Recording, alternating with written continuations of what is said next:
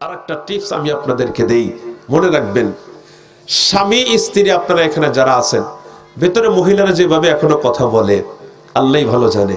এই মহিলাদের কানে কথাগুলি ঢুকতেছে কিনা মালিকে ভালো জানে। হ্যাঁ, এখন চুপ করছে এনারা না?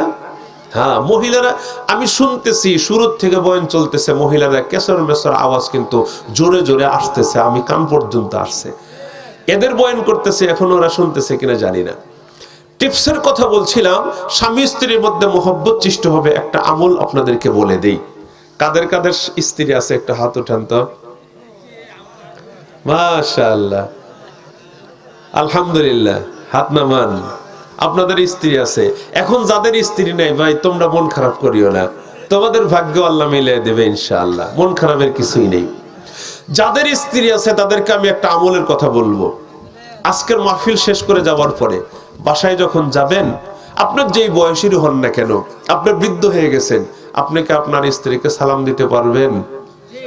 পারবেন? এই যে কথা বলে না, যুবকেরা বলে হাই সর্বনাশ হুজুর কি বলেন, স্ত্রীকে সালাম দেব? হায় হায়।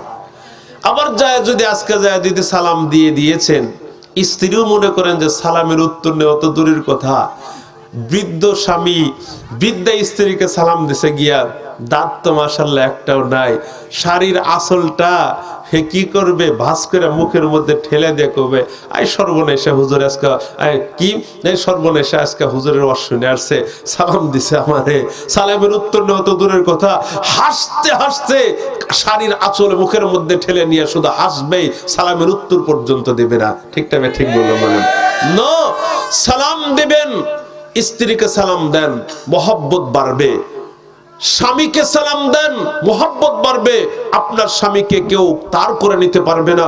আপনি আপনার স্ত্রীকে সালাম দেন, আপনার স্ত্রীকে কেউ অন্য তার করে নিতে পারবে না। তাদের আপনার এবং তার পরস্পরের মধ্যে মহব্বতের সম্পর্ক হবে, এমন জোট হয়ে যাবে, এমন সম্পর্ক হয়ে যাবে, দুনিয়ার কোনো শক্তি আপনাদের মাঝে বিভাজন সৃষ্টি করতে পারবে না। কথাটা ঠিক নেবে? ঠিক বলেছে বলে। সালাম এটা একটা বড় ধরনের মেডিসিন। এজন্য সালামের উপর আমল করেন। অনেকেই তো সালাম দেয় না, সালাম দেয় না। হ্যাঁ, তবে আবার যাদের বউ নাই এরা কিন্তু আবার এই আমল করিয়েন না, যাজ্ঞা হুজুর আমাদের তো নাই, আগামীকাল স্কুলটা ছুটি হয়ে নেক, স্কুলের গেটের মধ্যে দাঁড়ায় থাকবো, যাকে পাবো তাকে বউ মনে করে আসসালামু আলাইকুম সালাম দিয়ে দিব। হ্যাঁ, এই আমলটা আবার করিয়েন না, খবরদার যুবকেরা। যুবকরা কিন্তু কোনো মহিলাকে সালাম দেবে না। যুবতীরাও, বেগানা যুবতী যারা আছে তারা কোনো পুরুষকেও সালাম দেবে না। ঠিক না? ঠিক কথা বুঝতে পেরেছেন কিনা? হ্যাঁ, সালাম কাকে দেব ভালো করে বুঝিয়েন।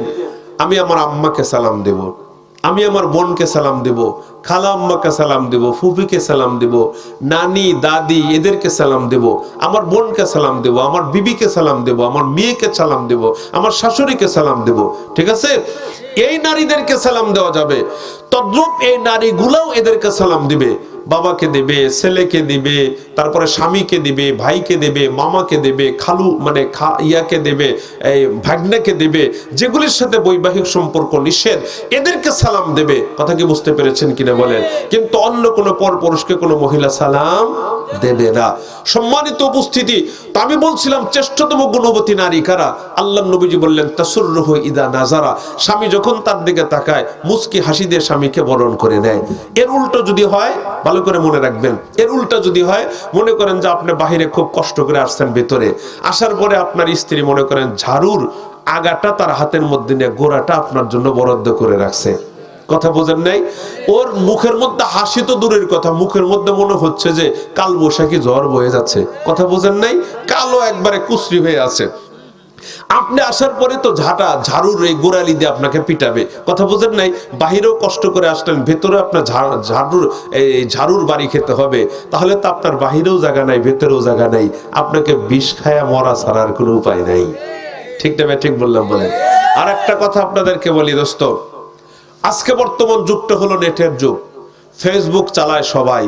এই ফেসবুকে দেখা যায় অনেক পুরুষের বন্ধু হলো, অধিকাংশ পুরুষ মানুষ যারা ফেসবুকের আইডি খুলেছে, ফেসবুক যারা চালায়, এদের অধিকাংশর ফ্রেন্ড লিস্টে আছে মহিলারা হলো ফ্রেন্ড। ঠিক না? ঠিক বললাম?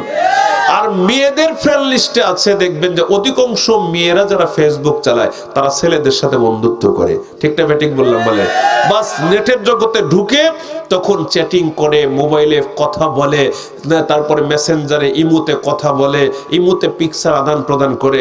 এগুলাই কিন্তু পরকীয়ার মানে জন্ম দেয়। ঠিক না ঠিক বললাম? বলে তখন কি করে, তার স্বামীকে বাদ দিয়ে অন্য কোনো পরপুরুষকে সে বেশি ভালো লাগে তার কাছে। তখন স্বামীকে লাথি মেরে 2 সন্তানকে হাতের এই তরকারি কাটার বটি দিয়ে হত্যা করে পরের পর্যন্ত নিজের স্বামীকে ছেড়ে দিয়ে সন্তানদেরকে হত্যা করে অন্যের হাত ধরে কিন্তু ঘর থেকে বের হয়ে যায়। ঠিক না ঠিক বললাম? বলেন তদ্রূপ অনেক ছেলেদেরকেও দেখা যায় নিজের স্ত্রীকে হত্যা করে, নিজের 2 সন্তানকে হত্যা করে অন্য কোনো মেয়ের হাত ধরে কিন্তু ঘর থেকে বের হয়ে যায়। কথাটা ঠিক না ঠিক বলেছে? বলেন একটা কথা শুধু আপনাদেরকে বলবো দোস্ত, মনে রাখবেন, আপনি যদি কারো ক্ষতি করেছেন, মনে রাখবেন অন্যরা আপনার ক্ষতি করে ফেলেছে, আপনি নিজে বুঝতেও পারবেন না। কথা বোঝেন নাই? এদিকে তাকান, আপনি যার সাথে নষ্টি ফষ্টি করতেছেন সে হয়তো বা কারো মা, কারো বোন, কারো বিবি, কারো মেয়ে। ঠিক না? আপনিও তো চান আপনার মেয়ের সাথে কেউ এরকম না করুক, আপনিও চান আপনার বিবি সহি সালামতে থাক, আপনার বিবির সাথে কেউ এরকম কিছু না করুক, আপনিও চান আপনার মা সহি সালেম থাক, আপনার মার সাথে কেউ এরকম আচরণ না করুক। আপনি কিন্তু ঠিকই চান, অথচ আপনি অন্যের বিবি, অন্যের মা, অন্যের বোন, অন্যের মেয়ের সাথে এই কাজগুলি করছেন। দোস্ত মনে রাখবেন, মান হাফারা বিইনান লিআখি, কোন ব্যক্তি যদি অন্য কোন ভাইয়ের জন্য কূপ খনন করে ফাকাদ ওয়াকাফি, সে নিজেই কিন্তু আগে কূপে পড়ে যায়। আপনি হয়তো মনে করছেন আমি খুবই চালাক, অন্যকে ঠকাতে আছি। নো, আপনাকে দেখবেন আপনি অন্যের ক্ষতি করছেন, এর অনেক আগেই দেখবেন অন্যরা আপনার ক্ষতি করে ফেলেছে। কথা বুঝছেন না বুঝেন নাই? এই ভাই একটু খেয়াল করার চেষ্টা করিয়েন। এজন্য কারো ক্ষতি করবেন, নিজের ক্ষতি হয়ে যাবে। কেমনে ক্ষতি হবে আপনি নিজেও বুঝবেন না। আল্লাহ হেফাজত করেন, আমিন বলেন আল্লাহুম্মা আমিন। বিশ্বনবীকে সাহাবীরা বলেছিলেন, আইয়ুন নিসাই খায়র ইয়া রাসূলুল্লাহ, ওগো নবীজি কোন নারীরা শ্রেষ্ঠতম নারী, কোন গুণের অধিকারিণী হলে নারীরা শ্রেষ্ঠতম গুণবতী নারী হয়? তার মধ্যে একটা গুণ হলো এটা। 2 নম্বরের গুণের কথা আল্লাহর নবীজি বললেন, ওয়ালা তুখালিফুহু ফি নাফসিহা ওয়ালা ফি মালিহি। সেও মহিলা স্বামীর যে সম্পদ আছে, স্বামীর যে কি আছে, আমানত আছে, আমানতের হেফাজত করে, পরকীয়ায় জড়ে না, অন্য কোনো পুরুষের সাথে মোবাইল ফোনে কথা বলে না। ভালো করে বুঝিয়েন, পুরুষরা অন্য কোনো নারীর সাথে মোবাইল ফোনে কথা বলবে না, মহিলারাও কথা বলবে না। কথা বলতে বলতে বলতে বলতে এক পর্যায়ে কিন্তু গাঢ় হতে থাকে। ঠিক না ঠিক বললাম? বলেন নিজের সম্ভ্রমকে হেফাজত করার চেষ্টা করবে, নিজের সম্ভ্রমকে হেফাজত করবে। খবরদার এলোমেলো কখনো কোনো কর্মকাণ্ড করবে না, আমানতের খেয়ানত করবে না। স্বামীর সম্পদ সেপারেট সম্পদ, স্ত্রীর সম্পদ কিছু আছে আলাদা সম্পদ। স্বামীর সম্পদ গুলাকে দেখে রাখবে, হেফাজত করবে, নিজের মনে করে জানতেন কোনো ব্যবহার করবে না। এই গুণগুলি, এই গুণগুলি যদি কোনো মহিলার মধ্যে পাওয়া যায়, আল্লাহ নবীজি বললেন এই মহিলারাই হবে শ্রেষ্ঠতম গুণবতী নারী। কথা বুঝতে পারছেন না পারেন নাই? আরেকটা কমন কথা, সেটা হলো অল্প সময়ের মধ্যে ইনশাআল্লাহ মুনাজাত করে বিদায় করে দেব আপনাদেরকে। চেষ্টা আরেকটা কথা হলো যে আজকে বর্তমান সমাজ আমরা দেখতে পাই যে পর্দার বিধান, পর্দার বিষয়টা এখন কেমন ধরে সবাই পর্দা না করাটা আমাদের এখন সকলেরই কেমন ধরে কালচার হয়ে গেছে। ঠিক না ঠিক বললাম? পর্দা না করাটা সহনীয় পর্যায়ে হয়ে গেছে। পর্দা যে করতে হবে এই বিষয়টা এখন আমরা আর তেমন কিছু মনেই করি না। হ্যাঁ, দেখা যাচ্ছে সমাজের মধ্যে যেই ফ্যামিলির লোকেরা বেশি শিক্ষিত, কিছু টাকা পয়সা হয়েছে, একটু শিক্ষা দীক্ষা বেশি অর্জন করছে, ওই সমাজের ওই ফ্যামিলির লোকেরা তত বেশি বেপর্দা আর বেহায়া।